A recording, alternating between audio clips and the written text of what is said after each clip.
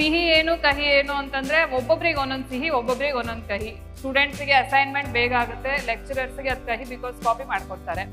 Definitely ಇದೆ. I think deepfake ಅನ್ನೋದು AI worst scenario ಬಂದಿರೋದು. ಹೆಣ್ಮಕ್ಳನ್ನ ಹೇಗ್ ಬೇಕಾದ್ರೂ ಉಪಯೋಗಿಸ್ಕೊಳ್ಬಹುದು ಅನ್ನೋದನ್ನ even on the internet women are not safe ಅನ್ನೋದು ಆಗಿದ್ದು. ವಿಮೆನ್ ಆರ್ ನಾಟ್ ಸೇಫ್ ಅನ್ನೋದು ಅತಿ ಬಳಕೆಯಿಂದ ನಮ್ಮ ಬುದ್ಧಿಮತ್ತೆಯನ್ನ ಕಳ್ಕೊಳ್ತೀವ ಅನ್ನೋದು ಒಂದು ಪ್ರಶ್ನೆ ಆಗುತ್ತೆ. ಆಮೇಲೆ ಯೋಚನೆ ಮಾಡೋದು ಬಿಟ್ಬಿಡ್ತೀವಿ, ಎಲ್ಲವನ್ನು ಡೆಲಿಗೇಟ್ ಮಾಡ್ಬಿಡ್ತೀವಿ. So that is one bad thing about AI ಅಷ್ಟೇ ಸದ್ಯಕ್ಕೆ. So anything on the internet is not private. So ಅದು that is the common sense that we should know. ನಿಮಗೆ ಯೋಚನೆ ಇದನ್ನ ಹೀಗೆ ಮಾಡಬೇಕು ಅನ್ನೋ ಯೋಚನೆಯನ್ನ ಮಾತ್ರ ನೀವು ಮಾಡಿಸೋದನ್ನ ನೀವು ಮಷೀನ್ ಹತ್ರ ಮಾಡಿಸಿದ್ರೆ ಇಟ್ಸ್ ದ ಬೆಸ್ಟ್.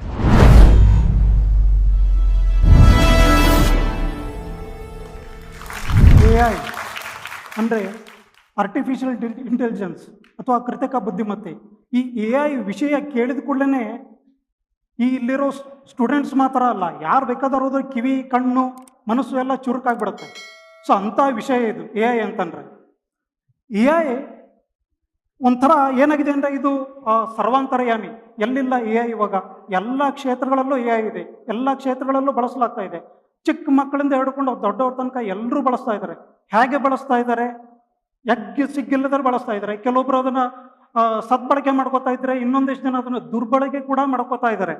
ಅದು ಏನಾಗಿದೆ ಅಂತಂತಂದರೆ AI ಎಲ್ಲ ಫೀಲ್ಡಲ್ಲೂ ಬಂದಿರೋದ್ರಿಂದ ಸುಮಾರು ಜನರಿಗೆ ಉದ್ಯೋಗ ಕೊಟ್ಟಿದೆ, ಅಂದರೆ ಅನ್ನ ಕೊಟ್ಟಿದೆ, ಹಾಗೆ ಅನ್ನ ಕೂಡ ಕಿತ್ಕೊಂಡಿದೆ.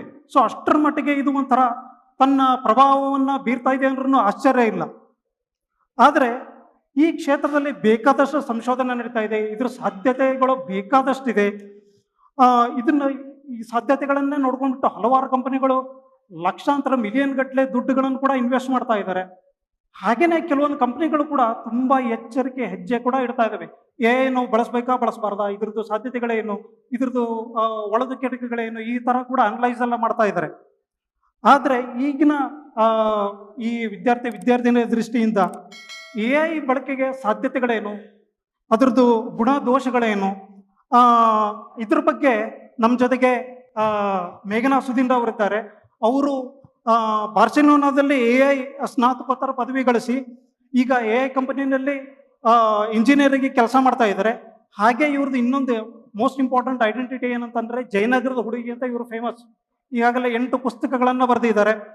ಸೊ ಈಗ ಮೇಘನಾ ಸುಧೀಂದ್ರ ಅವರು ನಿಮ್ಮ AI ಬಗ್ಗೆ ಹಲವಾರು ವಿಷಯಗಳ ಬಗ್ಗೆ ನಿಮ್ಮ ಜೊತೆ ಚರ್ಚೆ ಮಾಡ್ತಾ ಇದ್ದಾರೆ. ಲೆಟ್ ಅಸ್ ವೆಲ್ಕಮ್ ಮೇಘನಾ Sudheendra with a big round of applause. ಮೇಘನಾ ಅವರೇ, ಈಗ ಆರ್ಟಿಫಿಷಿಯಲ್ ಇಂಟೆಲಿಜೆನ್ಸ್ ಅಂದರೆ ಪ್ರೊಬಬ್ಲಿ ಇಲ್ಲಿ ಯಾರು ಆರ್ಟಿಫಿಷಿಯಲ್ ಇಂಟೆಲಿಜೆನ್ಸ್ ಯೂಸ್ ಮಾಡ್ತಾ ಇಲ್ಲ ಕೈ ಎತ್ತಿ? ಎಲ್ಲರೂ ಯೂಸ್ ಮಾಡ್ತಿದ್ದಾರೆ ಅಲ್ವಾ? ಒಬ್ರು ಕೈ ಎತ್ತಾ ಇಲ್ಲ ಅಂತಂದ್ರೆ ಎಲ್ಲರೂ ಆರ್ಟಿಫಿಷಿಯಲ್ ಇಂಟೆಲಿಜೆನ್ಸ್ ಯೂಸ್ ಮಾಡ್ತಾನೆ ಇರ್ತಾರೆ. ಆದರೆ ಇದ್ರ ಮಹತ್ವ ಏನು? ಫಸ್ಟ್ ಆಫ್ ಆಲ್ ಎಷ್ಟೋ ಜನರಿಗೆ ಇದ್ರ ಮಹತ್ವ ಏನಂತ ಗೊತ್ತಿಲ್ಲ. ಇದ್ರದ್ದು ಬೇಡಿಕೆಗಳೇನು, ಆಮೇಲೆ ಇದರಲ್ಲಿ ಎಷ್ಟು ಸಿಹಿ ಇದೆ ಎಷ್ಟು ಕಹಿ ಇದೆ ಅನ್ನೋದ್ರ ಬಗ್ಗೆ ವಿವರಿಸ್ತೀರಾ? ನಮಸ್ಕಾರ. Am I audible? ಕೇಳಿಸ್ತಿದ್ಯಾ? ಸೊ AI ಎಲ್ಲರೂ ಯೂಸ್ ಮಾಡ್ತೀರಾ, ಸ್ಟೂಡೆಂಟ್ಸ್ ಆ್ಯಂಡ್ ಟೀಚರ್ಸ್ ತುಂಬ ಪ್ರಾಬ್ಲಮ್ ಆಗಿದೆ ನೀವು ಯೂಸ್ ಮಾಡ್ತಾ ಇರೋದ್ರಿಂದ. ಸೊ ಏನು ಮಹತ್ವ ಅಂತ ಹೇಳಿದ್ರೆ it's extremely important to use a new technology that comes to us. So ಅದರಿಂದ ಆರ್ಟಿಫಿಷಿಯಲ್ ಇಂಟೆಲಿಜೆನ್ಸ್ ಅನ್ನೋದು ನಮ್ಮ ಇಂಟೆಲಿಜೆನ್ಸ್ಗೆ ಸ್ವಲ್ಪ ಸಹಾಯಕವಾಗಿ ಕೆಲಸಗಳನ್ನ ಬೇಗ ಮಾಡಿಸೋದಕ್ಕೆ ಉಪಯೋಗಿಸುವಂತಹ ಒಂದು ಸಾಧನ. ಸೊ ಅದನ್ನ ಕೃತಕ ಬುದ್ಧಿಮತ್ತೆ ಅಂತ ಕರೆಯೋದಕ್ಕಿಂತ it is more of supplementary intelligence ಅಂತ ಹೇಳ್ಬೋದು. ಸಿಹಿ ಏನು ಕಹಿ ಏನು ಅಂತಂದ್ರೆ ಒಬ್ಬೊಬ್ರಿಗೆ ಒಂದೊಂದು ಸಿಹಿ ಒಬ್ಬೊಬ್ರಿಗೆ ಒಂದೊಂದು ಕಹಿ. ಸ್ಟೂಡೆಂಟ್ಸ್ಗೆ ಅಸೈನ್ಮೆಂಟ್ ಬೇಗ ಆಗುತ್ತೆ, ಲೆಕ್ಚರರ್ಸ್ಗೆ ಅದು ಕಹಿ ಬಿಕಾಸ್ ಕಾಪಿ ಮಾಡ್ಕೊಡ್ತಾರೆ. ಅಂಡ್ ಆರ್ ಇಂಟೆಲಿಜೆನ್ಸ್ ನ ವೇಗವಾಗಿ ನಾವು ಜಾಸ್ತಿ ವೇಗವಾಗಿ ಯೋಚನೆ ಮಾಡೋದಕ್ಕೆ AI ನ ಉಪಯೋಗಿಸ್ಕೋಬಹುದು. ಮತ್ತೆ ನಾವು ಸ್ವಲ್ಪ ಬೇಗ ವಿಷಯಗಳನ್ನ ತಿಳ್ಕೊಳ್ಳೋಕೆ ಬೇಗ ಏನ್ ಮಾಡೋದು, ಕೆಲಸಗಳನ್ನ ಮಾಡ್ಕೊಳ್ಳೋಕೆ ನಮ್ಮ ಅಸಿಸ್ಟೆಂಟ್ ಆಗಿ AI ನ ಉಪಯೋಗಿಸ್ಕೋಬಹುದು. ಏನ್ ಇಷ್ಟ ಆಗೋದಿಲ್ಲ ಅಂತಂದ್ರೆ ಕೆಲವೊಂದ್ಸಲ ಅದರ ಅತಿ ಬಳಕೆಯಿಂದ ನಮ್ಮ ಬುದ್ಧಿಮತ್ತೆಯನ್ನೇ ಕಳ್ಕೊಳ್ತೀವ ಅನ್ನೋದು ಒಂದು ಪ್ರಶ್ನೆ ಆಗುತ್ತೆ. ಆಮೇಲೆ ಯೋಚನೆ ಮಾಡೋದು ಬಿಟ್ಬಿಡ್ತೀವಿ, ಎಲ್ಲವನ್ನು ಡೆಲಿಗೇಟ್ ಮಾಡ್ಬಿಡ್ತೀವಿ. So that is one bad thing about AI ಅಷ್ಟೇ ಸದ್ಯಕ್ಕೆ. ಓಕೆ, ಈಗ ಯಾವ್ಯಾವ ಕ್ಷೇತ್ರಗಳಲ್ಲಿ ಎ ಎಸ್ಪೆಷಲಿ ಮಹಿಳೆಯರಿಗಾಗಿ ಅಂತ ಅವಕಾಶಗಳನ್ನ ಬಾಗಿಲನ್ನ ತೆರೆದಿದೆ ಅಂತ ಹೇಳ್ಬೋದಾ? ತಂತ್ರಜ್ಞಾನ ಜೆಂಡರ್ ಸ್ಪೆಸಿಫಿಕ್ ಆಗಿರಲ್ಲ generally. Technology is mostly human centric ಆಗಿ ಮಾಡ್ಬೇಕು ಅಂತ ಅನ್ಕೊಂಡ್ ಮಾಡ್ತಾರೆ, ಬಟ್ ಅನ್ಫಾರ್ಚುನೇಟ್ಲಿ ಆಗಲ್ಲ. ಬಟ್ ವಿಮೆನ್ ಸೆಂಟ್ರಿಕ್ ಏನ್ ಮಾಡ್ತಾ ಇದೆ ವಿತ್ AI ಸ್ಪೆಸಿಫಿಕ್ ಆಗಿ ಅಂತಂದ್ರೆ, it is trying to bring out a lot of women in technology. That is the best thing.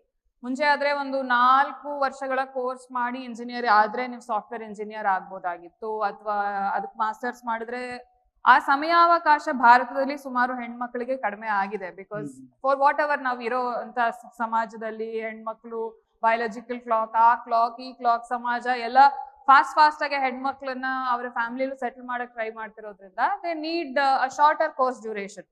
So ಆ ವಿಚಾರವಾಗಿ ಶಾರ್ಟರ್ ಕೋರ್ಸಸ್ ಮಾಡಿ ಬರೀ ಸ್ಕಿಲ್ ಡೆವಲಪ್ಮೆಂಟ್ ಮಾಡಿ ಅವರು ಸುಮಾರಾಗಿ AI ನ ಬಳಕೆ ಮಾಡಿ ಮಾಡ್ಬೋದು. ಬಟ್ ಇಫ್ ಯು ಸೇ ಹೆಣ್ಮಕ್ಳಿಗೆ ಏನು ತುಂಬಾ ಉಪಯೋಗ ಆಗಿದೆ ಅಂದ್ರೆ, ಪ್ರಾಯಶಃ to identify a lot of people who are trying to stalk them. ಈ ವಿಚಾರವಾಗಿ ಅದೆಲ್ಲ ತಿಳ್ಕೊತಾ ಇದ್ದಾರೆ ಹೆಣ್ಮಕ್ಳು. ಸೊ ಆ ನಿಟ್ಟಿನಲ್ಲಿ AI has help a lot of women to learn things faster at their pace at home sometimes. ಈಗ ಕೋರ್ಸ್ ಬಗ್ಗೆ ಅಂತ ಹೇಳಿದ್ರಿ, ಸಂಕ್ಷಿಪ್ತವಾಗಿ ಯಾವ್ಯಾವ ಕೋರ್ಸ್ಗಳನ್ನು ಮಾಡ್ಬೋದು ಅಂತ ಹೇಳ್ಬೋದಾ? ಸೊ ಕೋರ್ಸೆರಾ ಅಂತ ಒಂದು ಕೋರ್ಸ್ ಕಲ್ತ್ಕೊಳ್ಳೋ ಅಂತ ವೆಬ್ಸೈಟ್ ಇದೆ. ಪ್ರಾಯಶಃ ಎಲ್ಲ ಸ್ಟೂಡೆಂಟ್ಸಿಗೂ ಗೊತ್ತು ಅನ್ಸುತ್ತೆ, ಬಿಕಾಸ್ ಇಲ್ಲಿ ಸೈನ್ಸ್ ಮತ್ತೆ ಕಾಮರ್ಸ್ ಮತ್ತೆ ಆರ್ಟ್ಸ್ ಎಲ್ಲ ವಿದ್ಯಾರ್ಥಿನಿಯರಿದ್ದಾರೆ. ಸೊ ಅವ್ರದ್ದು ಸ್ಕಿಲ್ ಡೆವಲಪ್ ಮಾಡ್ಕೊಳ್ಳೋಕೆ ಕೋರ್ಸೆರಾದಲ್ಲಿ AI or machine learning for beginners ಆ ಒಂದು ಕೋರ್ಸ್ ಇದೆ. ಗೂಗಲ್ ಆಲ್ಸೋ ಅವ್ರದೇ ಒಂದು ಮಷೀನ್ ಲರ್ನಿಂಗ್ ಫಾರ್ ಬಿಗಿನರ್ಸ್ ಅದು ಒಂದು ಕೋರ್ಸ್ ಶುರು ಮಾಡಿದ್ದಾರೆ. ಅದರ ಜೊತೆ ಯುಡೆಮಿ ಇಂಥ ಒಂದು course paid and unpaid platforms ನಲ್ಲಿ ಕೋರ್ಸ್ಗಳು ಮಾಡ್ಕೋಬಹುದು. But I still say that ನೀವು AI ಬಗ್ಗೆ ಅಥವಾ ಮಷೀನ್ ಲರ್ನಿಂಗ್ ಬಗ್ಗೆ ಪೂರ್ತಿ ವಿಚಾರ ತಿಳ್ಕೊಬೇಕಾದ್ರೆ 3 ವರ್ಷಗಳದು ಅಥವಾ 4 ವರ್ಷದ ಡಿಗ್ರಿ ಮಾಡಿಯೇ ಅದ್ರ ಬಗ್ಗೆ ಜಾಸ್ತಿ ನಾಲೆಜ್ ಬೆಳೆಸ್ಕೋಬಹುದು. ಬಿಕಾಸ್ PhD ತನಕ ಓದುವಂತ ಅವಕಾಶ ಇದೆ. ಇದೆಲ್ಲ ಒಂದು ಸ್ಮಾಲ್ ಲೆವೆಲ್ಗೆ ಆಗೋಗುತ್ತೆ. 6 ತಿಂಗಳು ಅಥವಾ 8 ತಿಂಗಳು ಮಾಡುವಂತ ಕೋರ್ಸ್ಗಳು ಪ್ರಾಯಶಃ ನೀವು 2ರಿಂದ 3 ವರ್ಷ ಕೆಲಸ ಮಾಡ್ಬೋದು ಅದ್ರ ಮೇಲೆ. After that new skill will come. So ಎಷ್ಟು ವರ್ಷ ತನಕ ಅಪ್ಗ್ರೇಡ್ ಮಾಡ್ಕೋತೀರಾ? So you need some breathing space. ಆ ನಿಟ್ಟಿನಲ್ಲಿ basics degree is a better option ಅಂತ ನಾನು ಹೇಳ್ತೀನಿ. But these are all extra skills that you can have to improve yourself. Okay, ಈಗ AI ಕ್ಷೇತ್ರದಲ್ಲಿ ನಾನು ಕೂಡ ಕೆಲಸ ಮಾಡಬೇಕು, ನನಗೂ ಉದ್ಯೋಗ ಬೇಕು, AI ಕ್ಷೇತ್ರದಲ್ಲಿ ನನಗೂ ಕೆಲಸ ಸಿಕ್ಕರೆ ನಾನು ತುಂಬ ಚೆನ್ನಾಗಿ ಗಳಿಸ್ಬೋದು ಅನ್ನೋ ಒಂದು ಕುತೂಹಲ ಅಥವಾ ಕನಸು ಸುಮಾರು ಮಹಿಳೆಯರಿಗೆ ಅಥವಾ ವಿದ್ಯಾರ್ಥಿನಿಗೆಲ್ಲ ಇರುತ್ತೆ. ಆದರೆ AI ಈ ಕ್ಷೇತ್ರದಲ್ಲಿ ಕೋಡಿಂಗ್ ಅನ್ನೋದು ಬೇಕಾ? ಕೋಡಿಂಗ್ ಇಲ್ಲದೆ ಇದ್ರೂ ಕೂಡ ನಾವು AI ಕ್ಷೇತ್ರದಲ್ಲಿ ಕೆಲಸ ಮಾಡೋದಕ್ಕೆ ಸಾಧ್ಯತೆ ಇದೆಯಾ? ಇದು ದೇರ್ ಆರ್ 3 ಆಪ್ಷನ್ಸ್. ಒಂದು S code, less code, no code. So 3 option ಇದೆ. ಸೊ ಇಲ್ಲಿ AI ಕ್ಷೇತ್ರದಲ್ಲಿ ಕೆಲಸ ಮಾಡ್ತಾ ಇದ್ದೀನಿ ಅಂತಂದ್ರೆ there are 3 ways you can work. ಒಂದು, ನೀವು AI ಒಂದು ಪ್ಲಾಟ್ಫಾರ್ಮ್ನೇ ಬಿಲ್ಡ್ ಮಾಡೋದು. ಸೊ ಅದಕ್ಕೆ ಡೆಫಿನೆಟ್ಲಿ ಆ ಪ್ಲಾಟ್ಫಾರ್ಮ್ಗೆ ನೀವು ಕೋಡಿಂಗ್ ಕಲಿಯೋ ಅವಶ್ಯಕತೆ ಇದೆ. ಪೈಥಾನ್ ಅಥವಾ ಆರ್ ಕೋಡಿಂಗ್ ಮಾಡ್ಲೇಬೇಕಾಗತ್ತೆ. ಅನಾಲಿಸಿಸ್ ಮಾಡೋದಕ್ಕೂ ಅವಶ್ಯಕತೆ ಇದೆ. ಇನ್ನೊಂದು ಲೆಸ್ ಕೋಡ್ ಏನು ಅಂತಂದ್ರೆ, ಇವಾಗ ವೈಬ್ ಕೋಡಿಂಗ್ ಅಂತ ಬಂದಿದೆ. I think lot of youngsters wood no. ಅಂದ್ರೆ ಮುಂಚೆ ಯಾವುದೇ ಸಲಕರಣೆಗಳನ್ನ ಉಪಯೋಗಿಸದೆ ನೀವು ನಿಮ್ಮ ಬುದ್ಧಿಮತ್ತೆಯನ್ನ ಮಾತ್ರ ಉಪಯೋಗಿಸಿ ಕೋಡ್ ಮಾಡ್ಬೇಕಾಗಿದೆ ಎಕ್ಸ್ಪೆಕ್ಟೇಷನ್ ಇತ್ತು. ಬಟ್ ಇವಾಗ ಹಾಗಿಲ್ಲ. You can take help from another AI agent to write code. So ಆ ಕೆಲಸಗಳು ಈಗ AI ಕ್ಷೇತ್ರದಲ್ಲೇ ನಾನು ಕೆಲಸ ಮಾಡ್ತಾ ಇದ್ದೀನಿ ಅಂತ ಹೇಳ್ಕೊಳ್ಳೋ ಅಂಥದ್ದಕ್ಕೆ ಮಾಡಿದ್ದಾರೆ. ಅಂಡ್ ನೋ ಕೋಡ್ ಇದೆ definitely. If your language expert, AI trainer ಆಗ್ಬೋದು. ಅಂದ್ರೆ ಮಷೀನ್ಗೆ ನೀವು ಕನ್ನಡವನ್ನು, ಹಿಂದಿಯನ್ನು ಅಥವಾ ಇನ್ಯಾವುದೇ ರಷ್ಯನ್ ಭಾಷೆಯನ್ನು ಹೇಳ್ಕೊಡ್ಬೋದು. ಸೊ AI ಟ್ರೈನರ್ ಆಗ್ಬೋದು. ಅಥವಾ ನಿಮ್ಮ ಪರಿಣಿತಿಯನ್ನ AI ಹೇಳ್ಕೊಡೋದಕ್ಕೆ in very less amount of technology use ಮಾಡಿ ಅದನ್ನು ಕೂಡ ಮಾಡ್ಬೋದು. ಸೊ ಈ 3 ಕ್ಯಾಟಗರಿಯಲ್ಲಿ ನೀವು ಎಲ್ಲಿ ಬೇಕಾದ್ರೂ ಫಿಟ್ ಆಗ್ಬೋದು. Any arts or commerce graduate can definitely get into this field in these 2 less code and no code category. Very good information actually ಎಲ್ಲ ವಿದ್ಯಾರ್ಥಿನಿಯರಿಗೆ. ಆದರೆ ಒಂದು ಅಧ್ಯಯನ ನಾನು ಕೇಳಿರೋ ಪಟ್ಟರ ಪ್ರಕಾರ ಟೆಕ್ ಕ್ಷೇತ್ರದಲ್ಲಿ ಮಹಿಳೆಯರಿಗೆ ಪ್ರಾತಿನಿಧ್ಯ ಇರೋದು ಬರೀ 22% ಅಂತ ಮಾತ್ರ. ಅದರಲ್ಲೂ AI ಕ್ಷೇತ್ರದಲ್ಲಿ ಈ ಥರ ಪ್ರಾತಿನಿಧ್ಯ ಯಾವ ರೀತಿ ಇದೆ, ಅಥವಾ ಪ್ರಾತಿನಿಧ್ಯ ಸಿಗಬೇಕಾದ್ರೆ ಏನು ಮಾಡಬೇಕು ಅನ್ನೋದ್ರ ಬಗ್ಗೆ ಏನಾದರೂ ಬೆಳಕು ಚೆಲ್ಲೋದಕ್ಕೆ ಸಾಧ್ಯತೆ ಇದೆಯಾ? ಟೆಕ್ ಕ್ಷೇತ್ರ ಅಂತಲ್ಲ, ಎನಿವೇರ್ ಎಲ್ಲ ವರ್ಕಿಂಗ್ ಪ್ರೊಫೆಷನಲ್ಸ್ ಇರುವಂತಹ ಒಂದು, ಅಂದ್ರೆ ಮೇ ಬಿ ಇವಾಗ ಮಿನಿಸ್ಟರ್ ಲಕ್ಷ್ಮೀ ಹೆಬ್ಬಾಳ್ಕರ್ ಮೇಡಮ್ ಹೇಳ್ದಂಗೆ ಟೀಚಿಂಗ್ ಕ್ಷೇತ್ರದಲ್ಲಿ ಪ್ರಾಬಬ್ಲಿ ಅಲ್ಲಿ ಮಾತ್ರ 52% ಹೆಣ್ಮಕ್ಳು ಇದ್ದಾರೆ ಅಂತ ಹೇಳಿದ್ರು. ಅಪಾರ್ಟ್ ಫ್ರಮ್ ದಟ್ ಬೇರೆ ಎಲ್ಲಾ ಕ್ಷೇತ್ರದಲ್ಲೂ ಗಂಡ್ ಮಕ್ಳದೇ ಜಾಸ್ತಿ ಜನ ಇರೋದು. ಅಂಡ್ ಐ ಥಿಂಕ್ ಈ ವ್ಯವಸ್ಥೆ ಹಾಗೆ ಇದೆ. So this is not very different. But ಏನು ಅಂದ್ರೆ ಇದು ಹೊಸ ಕ್ಷೇತ್ರ ಆದ್ರಿಂದ ಲಾಟ್ ಆಫ್ ಟೇಕರ್ಸ್ ಕಡಿಮೆ ಇದ್ದಾರೆ. ಇನ್ನೊಂದು ಸಮಾಜದ ಒಂದು expectation of a women is the same. You're in AI or you're a teacher is the same. So ಅದರಿಂದ ಕೆಲವು ಸತಿ ಹೆಣ್ಮಕ್ಳ ಹಿಂಜರಿಬಹುದು. Why should I do this, because long working hours ಇರುತ್ತೆ, ಮತ್ತೆ ಡೆವಲಪ್ಮೆಂಟ್ ಅಲ್ಲಿ ಕುತ್ಕೊಂಡ್ರೆ ಕೆಲಸ ಬಿಡ್ಬೇಕಾಗುತ್ತೆ to see the family. So STEM ಅಂದ್ರೆ science, technology, engineering and management ಅಲ್ಲಿ generally women are less. But ಇವಾಗ ಭಾರತ ಮತ್ತೆ ಹೊರಗಿನ ದೇಶದ ಸುಮಾರು ಕಡೆ ಸ್ಟೆಮ್ ಕೋರ್ಸಸ್ಗೆ ಬಹಳಷ್ಟು ಹೆಣ್ಮಕ್ಳಿಗೆ they are giving a lot of importance. For example, ನಾನು ಓದಿದಂತ ಕೋರ್ಸ್ ಬಾರ್ಸಲೋನಾದಲ್ಲಿ ಸ್ಟೆಮ್ ಓದ್ತಾ ಇದಾರೆ ಮಾಸ್ಟರ್ಸ್ ಅಂತ, ಹೆಣ್ಮಕ್ಳಿಗೆ ಫ್ರೀ ಆಗಿ ಅದನ್ನ ಟ್ಯೂಷನ್ ಫೀಸ್ ನ ವೇವ್ ಆಫ್ ಮಾಡಿದ್ರು, because women are taking stem masters ಅಂತ. ಸೊ ಇಂಥ ಸುಮಾರು ವಿಚಾರಗಳು ಇವೆ. ಅದನ್ನ ಪ್ರಾಬಬ್ಲಿ ಶುಡ್ ಲುಕ್ ಔಟ್. ಮತ್ತೆ ಭಾರತ ಸರ್ಕಾರ ಸಹಿತ ನ್ಯಾಸ್ಕಾಮ್ ಮತ್ತೆ ಸುಮಾರು ಟೆಕ್ ಫಾರ್ ಇಂಡಿಯಾ ಈ ತರ ಪೋರ್ಟಲ್ಗಳಲ್ಲಿ ಹೆಣ್ಮಕ್ಳಿಗೋಸ್ಕರನೇ ಈ ಕೋರ್ಸ್ಗಳು ಮತ್ತೆ ಹೆಣ್ಮಕ್ಳಿಗೆ ಇಷ್ಟವಾಗಿರೋ ಅಂದ್ರೆ ಅವರ ಟೈಮ್ ನಲ್ಲಿ ಕಲಿಯುವಂತ ಕೋರ್ಸ್ಗಳನ್ನ ಮಾಡಿಸಿದ್ದಾರೆ. So in that way you to explore those things.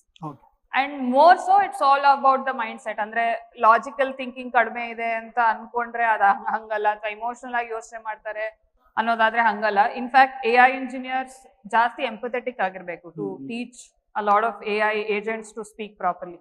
So ಆ ವಿಚಾರದಲ್ಲಿ I think it is not something AI ಅಲ್ಲಿ ಕಡಿಮೆ ಇದ್ದಾರೆ ಅನ್ನೋದು ವರಿಸಮ್ ಅಲ್ಲ.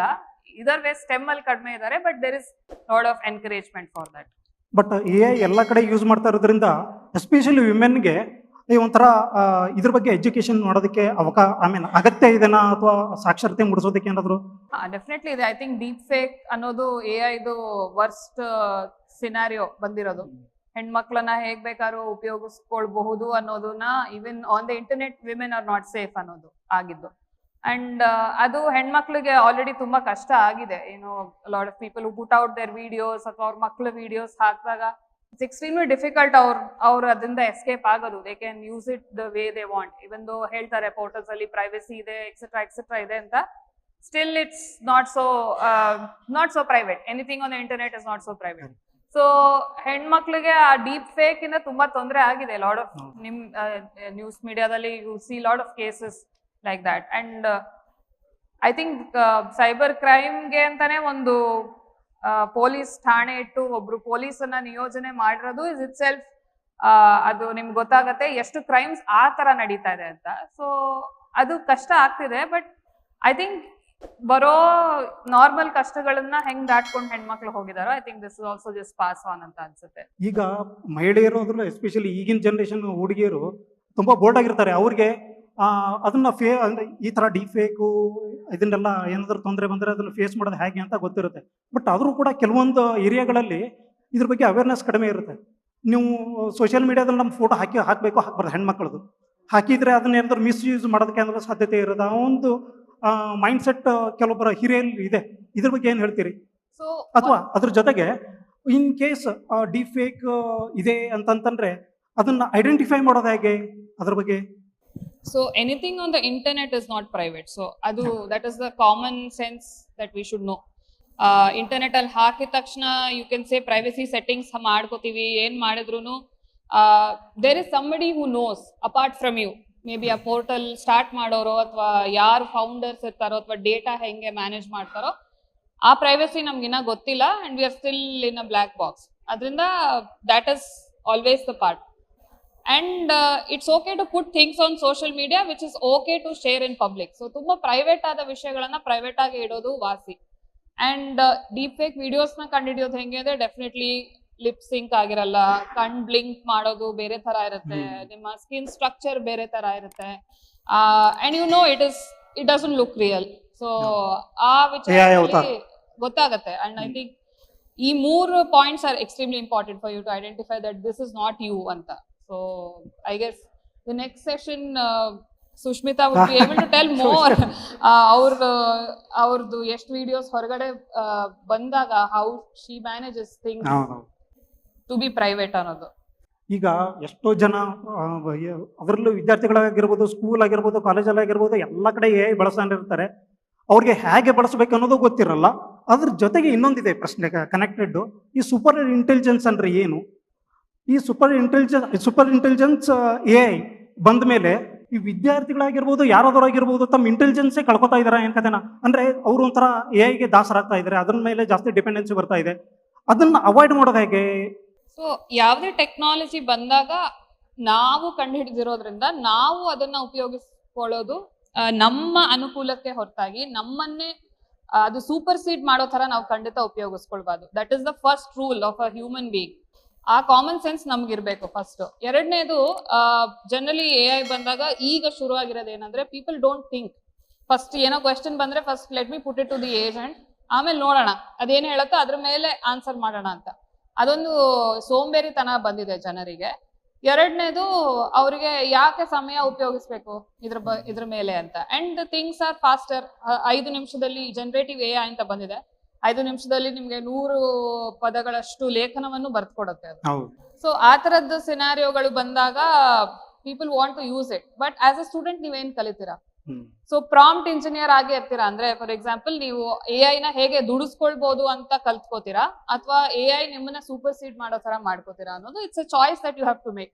ಸೊ ಅದು ನಾವು ವಿವೇಚನೆ ಇರಬೇಕು. ವಿವೇಚನೆ ಅನ್ನೋ ಪದಗಳಿಗೆ ಈಗ ಜಾಸ್ತಿ ಅರ್ಥ ಬರ್ತಾ ಇದೆ ಅನ್ಸುತ್ತೆ.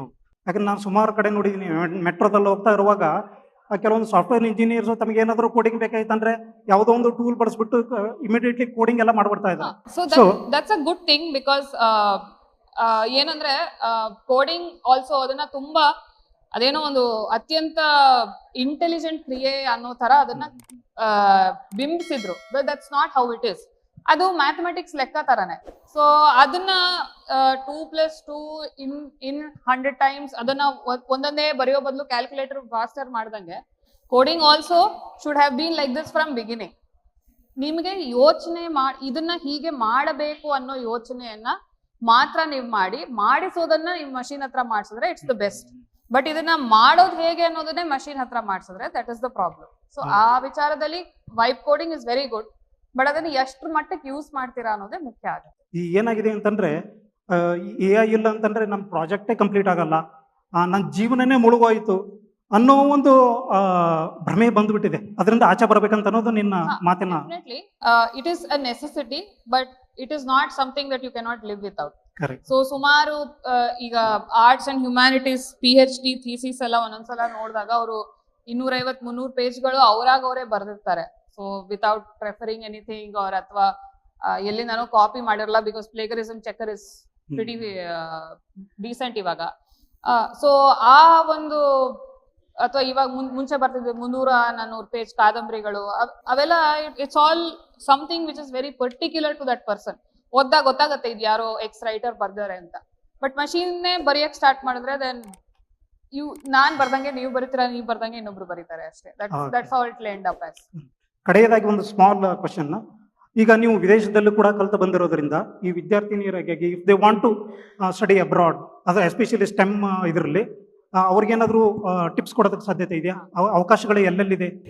ಅವಕಾಶಗಳು ತುಂಬಾ ಇದೆ. I think outside is easier to get through because of examinations ಬೇರೆ ಬೇರೆ ತರ ಇದೆ. ಇಲ್ಲಿ ಬರೀ 1-2-3 ಎಕ್ಸಾಮಿನೇಷನ್ಸ್ ಅಷ್ಟೇ ಇರೋದು.